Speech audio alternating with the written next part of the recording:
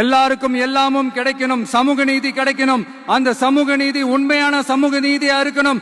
சாதி வாரி கணக்கெடுப்பு நடத்தணும்னு ரொம்ப ஸ்ட்ராங்கா சொன்ன நமக்கு கொள்கை இல்லையா? CAA அறிவிச்சதுக்கு அப்புறம் அப்ப நம்ம கட்சி ஆரம்பிக்கிறதுக்கு முன்னாடியே எதிர்த்த நமக்கு கொள்கை இல்லையா? வகுப்பு சட்டத்தை எதிர்த்து உச்ச நீதிமன்றத்துக்கு முதல்ல போன நமக்கு கொள்கை இல்லையா? நீட்ட வந்தா ஒழிச்சிருவேன், நீட்ட வந்தா அழிச்சிருவேன், ஆட்சிக்கு வந்தவனே ரத்து செய்யறதே நீட்ட தான், அப்படி இப்படின்னு கதையெல்லாம் விடாம கல்விய மாநில பட்டியல சேர்க்கணும்னு சொன்னதோட மட்டும் இல்லாம அதுக்கு ஒரு இடைக்கால தீர்வை சொன்ன நமக்கு கொள்கை இல்லையா? சமத்துவம் சம வாய்ப்புன்னு ரொம்ப ஸ்ட்ராங்கா சொன்ன நமக்கு கொள்கை இல்லையா? இப்படி கொள்கையை வெறும் பேச்சில மட்டுமே பேசிக்கிட்டு எல்லா கொள்கையும் அண்டர் கிரவுண்ட்ல அடக்கி வச்சுக்கிட்டு என்னமோ இவங்களுக்கு மட்டும்தான் எல்லா கொள்கையும் குத்தகைக்கு எடுத்த மாதிரி. இவங்க கொள்கையே கொள்ளை தானே. எப்படி? இவங்க கொள்கையே கொள்ளை தானே. இதெல்லாம் மக்களுக்கு யாருக்கும் தெரியாதுன்னு நினைச்சிட்டு இருக்கீங்களா?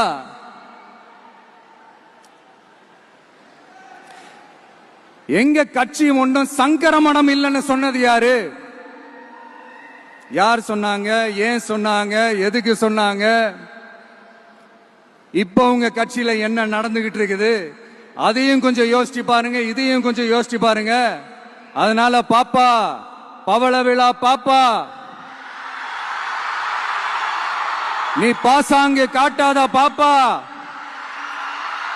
நீ நல்லவர்கள் போல் நடிப்பதை பார்த்து நாடே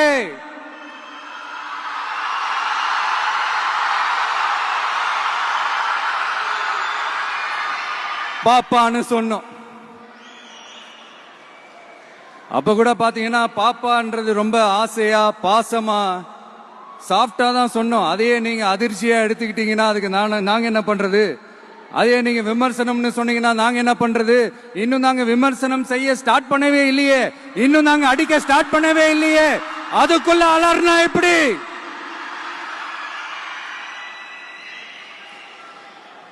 அதனால உங்க அரசவை புலவர்கள் யாராவது இருந்தாங்கன்னா கர்ச்சீஃப் எடுத்து அவங்க கண்ணீரை துடைத்து விடுங்கள். சரி, அது அவங்க பிரச்சனை, அவங்க பாத்துக்கிட்டோம். நமக்கு எப்பவுமே மக்கள் தாங்க, மக்களுடைய பிரச்சனை பத்தி பேசுறது தான். இன்னைக்கு நம்ம காஞ்சிபுரம் மாவட்டத்துக்கு வந்திருக்கிறோம். இங்க மக்கள் ஃபேஸ் பண்ற அந்த பிரச்சனையை பத்தி நம்ம பேசி ஆகணும்.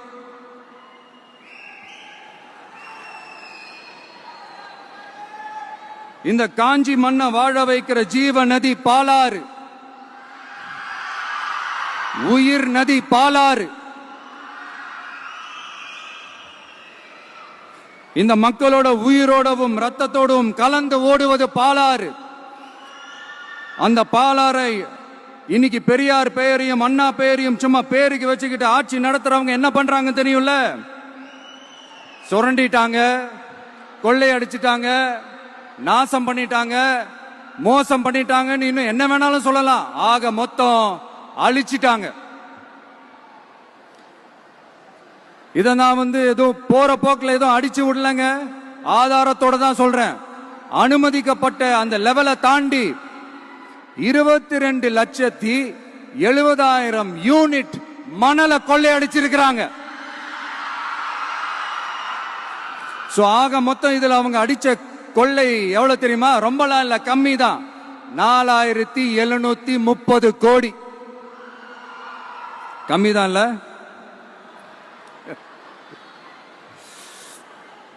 இதுக்கெல்லாம் அவங்க ஆதாரம் கேட்க முடியாது. ஏன்னா இந்த ஆதாரம் ஆல்ரெடி கோர்ட்ல இருக்குது, அமலாக்கத்துறை டிபார்ட்மெண்ட்ல இருக்குது. அந்த டிபார்ட்மெண்ட்ல வேலை செஞ்ச சில நல்லவர்கள் அவங்க அடிச்ச அந்த கொள்ளையெல்லாம் தாங்க முடியாம வெளியில சொன்ன அந்த ஆதாரங்கள் இதெல்லாம் சம்பந்தப்பட்டவங்களுக்கு இன்னும் நல்லாவே தெரியும். அதனால இது சம்பந்தமா ஆதாரங்களை கொடுலாம் அவங்க கேட்க முடியாது.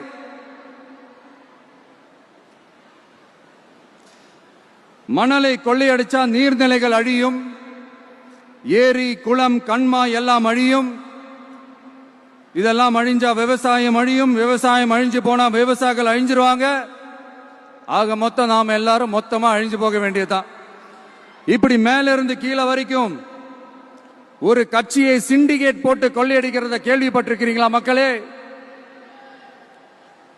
இதே காஞ்சிபுரத்தோட உலக பெருமை நம்ம பட்டும் கைத்தறி துணியும் அதை தயாரிச்சு கொடுக்கிற கைத்தறி நெசவாளர்களும் தான். காஞ்சிபுரம் பட்டுன்னு சொன்னா உலகத்துக்கே தெரியும். ஆனா அதை தயாரிச்சு கொடுக்கிற நெசவாளர்கள் நிலை என்ன தெரியுமா? வறுமை, துன்பம், கந்துவட்டி கொடுமை. பட்டு கைத்தறிக்கு கூட்டுறவு சங்கங்கள் இருக்கு, பருத்தி கைத்தறிக்கும் கூட்டுறவு சங்கங்கள் இருக்கு. சுமார் 40,000 பேர் அதில் உறுப்பினர்களா இருக்கிறாங்க. அது போக சாய தொழில், தறிப்பட்டறை தொழில் இதை நம்பி 40,000 குடும்பங்கள் இருக்கு. ஆனா அவங்களோட ஒரு நாள் கூலி எவ்வளவு தெரியுமா? வெறும் 500 ரூபா தான். அதை கொஞ்சம் அதிகப்படுத்தி கொடுங்கன்னு போராடி போராடி பார்த்து ஒண்ணு நடக்கல. இதோட அவங்க கஷ்டம் முடிஞ்சுதா? வடகிழக்கு பருவமழை அந்த 500 ரூபா கூலிக்கு வேட்டு வச்சிடுச்சு. எப்படி விவசாயிகள் டெல்டா மாவட்டங்கள்ல மழையால பாதிக்கப்பட்டாங்களோ, அவங்கள கண்டுக்காம எப்படி இந்த அரசாங்கம் கைவிட்டுடுச்சோ, அதே மாதிரிதான் நம்ம கைத்தறி நெசவாளர்களும் மழையால பாதிக்கப்பட்டிருக்கிறாங்க.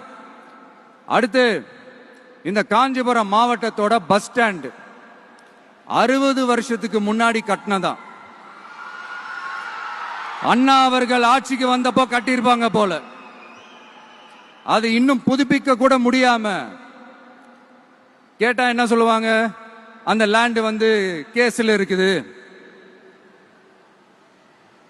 இல்ல நான் கேக்குறேன், ஒரு கவர்மெண்ட்னால வேற ஒரு நல்ல இடத்தை தேர்வு செஞ்சு ஒரு பஸ் ஸ்டாண்ட் கட்டி தர முடியாதா?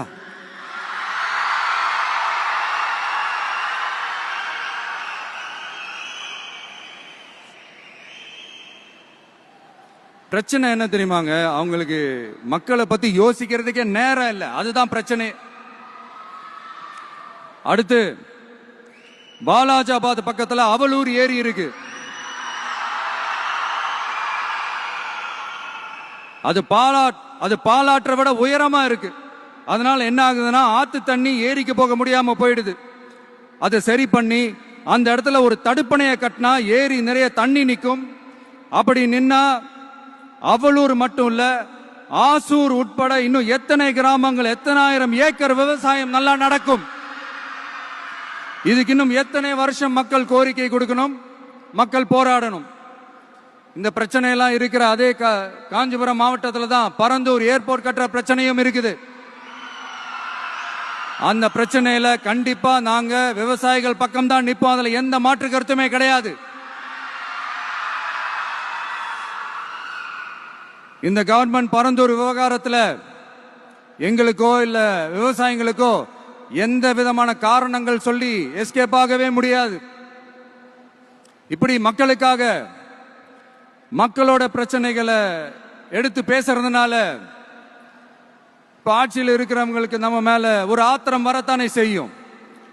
அதனாலதான் நீங்க பாத்தீங்கன்னா சட்டசபையில் ஆரம்பிச்சு ஒரு சாதாரண நிகழ்ச்சி வரைக்கும் எல்லா மேடையிலையும் மேடைக்கு மேடை டிவிக்கே தான். டிவிக்கே அவதூறு, அவதூறு டிவிக்கே, டிவிக்கே அவதூறு, அவதூறு டிவிக்கே. இதுக்கெல்லாம் கண்டிப்பா நாங்க பதில் சொல்லுவோம், சொல்லாமலாம் இருக்க மாட்டோம். இப்ப கூட கரூரை பத்தி பேசுவேன்னு எதிர்பார்த்திருப்பாங்க. அதை நான் கொஞ்சம் அப்புறமா பேசுறேன். பட் இப்போ நம்மளுடைய விஷன் என்னன்னு சொல்லணும்னு நான் கொஞ்சம் ஆசைப்படுறேன். நம்ம ஆட்சிக்கு வந்தா அது என்ன வந்தா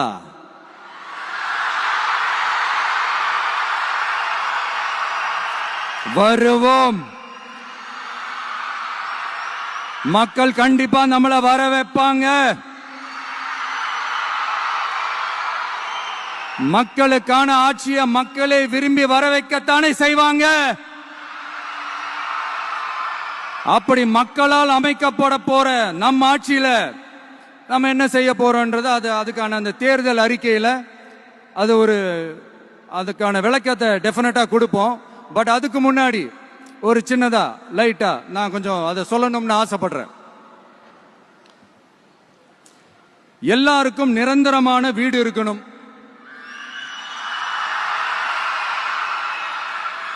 ஒவ்வொரு வீட்டுக்கும் ஒரு மோட்டார் சைக்கிள் வாகனம் உறுதியா இருக்கணும். காரும் தான் லட்சியம். அதுக்கான வசதி வாய்ப்பை உருவாக்குற அளவுக்கு பொருளாதார வளர்ச்சிக்கு வழியை உண்டாக்கணும். ஒவ்வொரு வீட்டில் இருக்கிற ஒவ்வொருத்தரும் மினிமம் டிகிரி படிச்சிருக்கணும்.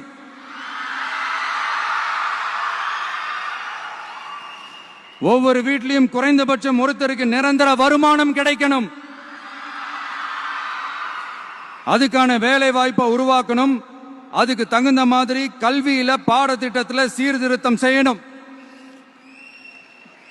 கவர்மெண்ட் ஹாஸ்பிட்டல்ஸுக்கு மக்கள் எல்லாரும் பயம் இல்லாம நம்பி போற மாதிரி மாத்தணும். பருவமழை காலத்துல ஏற்படுற வெள்ளத்தால ஊரும் சரி மக்களும் சரி விவசாயமும் சரி பாதிக்கப்படாம இருக்கணும். அதுக்கு 4000 கோடி திட்டம்னு ஒரு உருட்டுனாங்களே, அந்த மாதிரி எல்லாம் எதுவும் இல்லாம உண்மையான ஒரு பாதுகாப்பு திட்டத்தை உருவாக்கணும். மீனவர்களோட, தொழிலாளர்களோட, நெசவாளர்களோட, அரசு ஊழியர்கள் மற்றும் ஆசிரியர்களோட கருத்து கேட்டு அவங்களுக்கான பாதுகாப்பு மற்றும் வளர்ச்சி திட்டங்களை உருவாக்கணும். உருவாக்குறது மட்டும் இல்ல, அதை செயல்படுத்தணும். முக்கியமா இண்டஸ்ட்ரியல் டெவலப்மெண்ட்ஸ்ல கான்சென்ட்ரேட் பண்ணணும். எல்லாத்தையும் விட ரொம்ப ரொம்ப முக்கியம், சட்டம் ஒழுங்க ரொம்ப ஸ்ட்ரிக்டா வச்சிருக்கணும். நம்மளுடைய அம்மா, அக்கா, தங்கச்சிகள், அவங்களுடைய பிள்ளைகள், குழந்தைகள் எல்லாருக்கும் பாதுகாப்பை, அதுவும் உண்மையான ஸ்ட்ராங்கான பவர்ஃபுல்லான பாதுகாப்பை உண்டாக்கணும். அண்ணா யூனிவர்சிட்டியில நடந்த அந்த பெண்ணுக்கு நடந்த அந்த பிரச்சனை மாதிரியோ, இல்ல கோவையில நடந்த அந்த கல்லூரி பெண்ணுக்கு நடந்த பிரச்சனை மாதிரியோ அதெல்லாம் நடக்க விடவே கூடாது. நம்ம வீட்டு பெண்கள் ஸ்ட்ராங்கா, பயமே இல்லாம தைரியமா இருக்கணும்.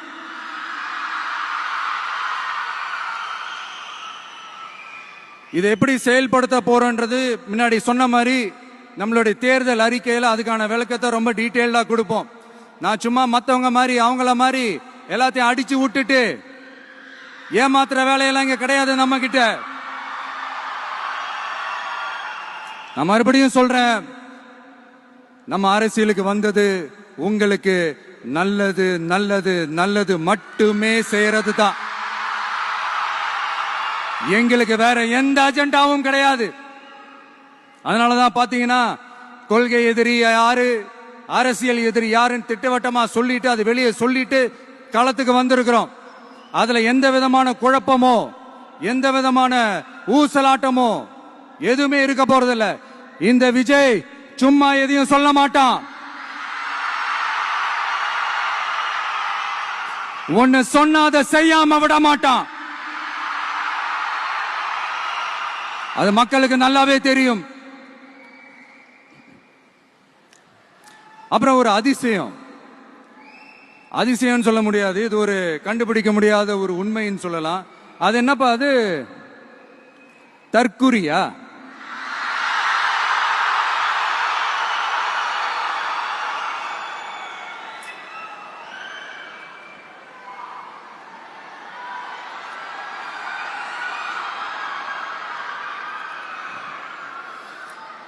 நம்ம டிவிகேக்கு சப்போர்ட் பண்ற கோடிக்கணக்கான லட்சக்கணக்கான மக்கள், நம்மளுடைய நண்பிகள், நம்மளுடைய ஜென்சி கிட்ஸ் எல்லாரையும் தற்குறிகள்னு சொல்லி வாங்கி கட்டிக்கிட்டு இப்போ அவங்களாம் தற்குறி எல்லாம் கிடையாது, அப்படிலாம் அவங்கள கூப்பிடாதீங்க, அவங்க சங்கிகள்லாம் கிடையாது, அப்படிலாம் அவங்கள கூப்பிடாதீங்கன்னு சொல்லி ஒரு குரல். யாருடா அந்த குரல் அப்படின்னு பார்த்தா, இப்ப ரீசெண்டா அறிவு திருவிழான்னு ஒண்ணு நடத்தினாங்கல்ல, சாரி அவதூறு திருவிழா. அதுல அவங்க தலைமையே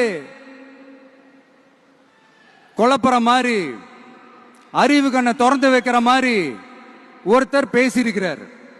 அவரு யாருன்னா அது அவங்களோட எம்எல்ஏவே. அந்த எம்எல்ஏ யாருன்னா நம்மளுடைய கொள்கை தலைவர்கள்ல ஒருத்தரான மக்கள் சேவகர் அஞ்சலை அம்மாளோட சொந்தக்காரர். என்னடா இது இப்படி ஆகி போச்சு?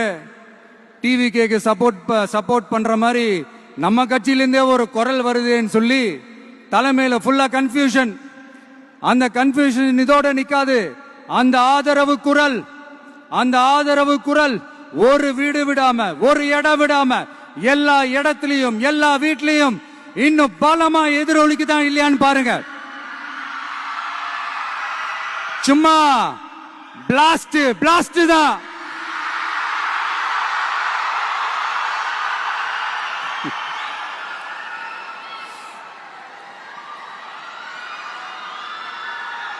இது இன்னைக்கு நேத்தெல்லாம் நடக்கலங்க. 1972 நடந்து முடிஞ்சிருச்சு. எப்போ எம்ஜிஆர் அவர்கள் கட்சி ஆரம்பிச்சாங்களோ அப்பவே அது ஒரு கூத்தாடி கட்சி. எப்போ எம்ஜிஆர் அவர்களுக்கு பின்னாடி அத்தனை மக்கள் திரண்டு நின்னாங்களோ அப்பவே அது ஒரு கூத்தாடி கும்பல். நடிகர் கட்சின்னு சொன்ன ஒருத்தர் அதுக்கப்புறம் எம்ஜிஆர் கூடயே போய் சேர்ந்துட்டாரு. இன்னொருத்தர் இவரெல்லாம் ஒரு ரவுண்டு தாங்க வருவாரு, ரெண்டாவது ரவுண்ட்லாம் காணாம போயிடுவாருன்னு சொல்ல இன்னொருத்தர் அதுக்கப்புறம் போய் எம்ஜிஆர் கிட்டே போய் சேர்ந்துட்டாரு. சோ இந்த மாதிரி இவங்க ரெண்டு பேர் மட்டும் இல்ல, ஒட்டுமொத்த தமிழ்நாட்டு மக்களும் எம்ஜிஆர் அவர்கள் கூட தானே போய் சேர்ந்தாங்க.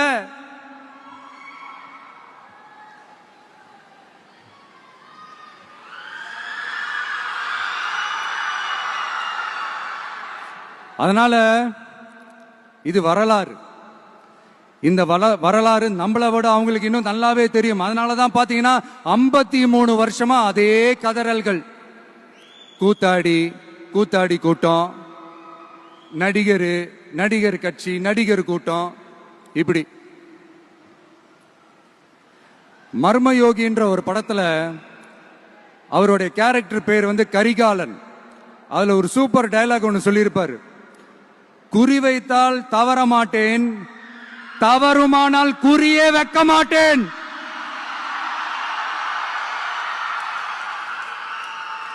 இதெல்லாம் யாருக்கு சொல்றோம், எதுக்கு சொல்றோம்னு புரிய வேண்டியவங்களுக்கு புரிஞ்சா நல்லா இருக்கும். ஏண்டா இந்த விஜய தொட்டோம்,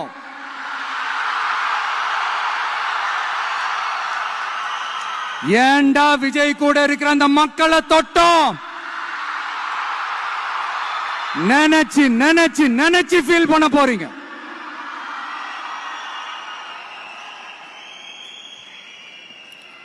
அப்புறம் நமக்கு இந்த அரசியல் புரிதல்லாம் இல்ல, அது இல்ல, இது இல்ல.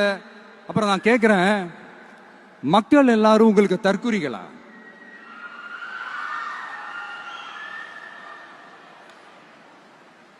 அதே மக்களோட ஓட்டு வாங்க போற நாம தற்குறிகள்னா, அப்ப இவ்வளவு நாள் அதே மக்கள் கிட்ட இருந்தானே நீங்க ஓட்டு வாங்கிட்டு இருந்தீங்க.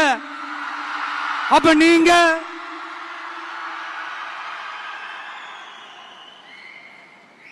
அந்த மக்களுக்கு நீங்க காட்டுற மரியாதையும் நன்றியும் இதுதானா? ஒண்ணு மட்டும் சொல்றேன், எழுதி வச்சுக்கோங்க. இந்த தற்குறின்னு சொல்றீங்கல்ல, இந்த தற்குறிகள்லாம் ஒன்னா சேர்ந்துதான் வாழ்நாள் பூரா விடையை கண்டுபிடிக்காத முடியாத அளவுக்கு உங்க அரசியலே ஒரு கேள்விக்குறியாக்க போறாங்க.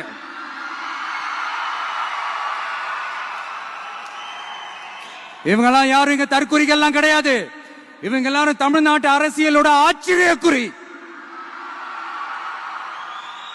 இவங்க எல்லாரும் தமிழ்நாட்டு அரசியலோட அந்த மாற்றத்திற்கான அறிகுறி. சும்மா லாஜிக்கே இல்லாம தற்குறி.